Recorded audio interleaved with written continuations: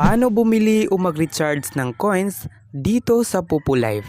Sa video na ito, ituturo ko sa inyo kung paano nga ba ito gawin.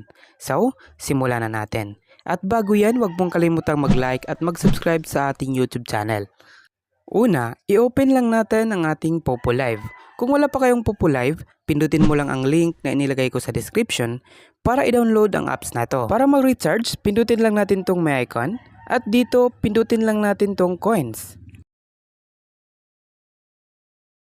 At pagkatapos, pindutin lang natin tong top up. At marami tayong mga pagpipilian kung ilang coins ang bibili natin. So sa akin ang bibilhin ko itong 7,000 coins.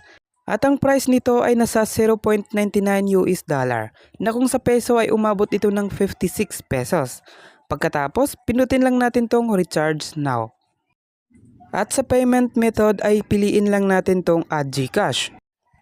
At dito ay kailangan pang i-link ang ating GCash sa Google Pay. So dito pindutin lang natin tong box, i-check lang natin at pindutin natin tong authorize. At pagkatapos ay kailangan pa nating enter dito ang code na isend sa ating number. Pagkatapos nating ma-enter, next lang natin. At ayan, successful nang na-link ang ating GCash sa Google Pay. Click lang natin OK. At mapunta tayo dito. So pindutin lang natin tong buy. At pagkatapos niyan ay mapupunta tayo dito. Pindutin lang natin tong yes always.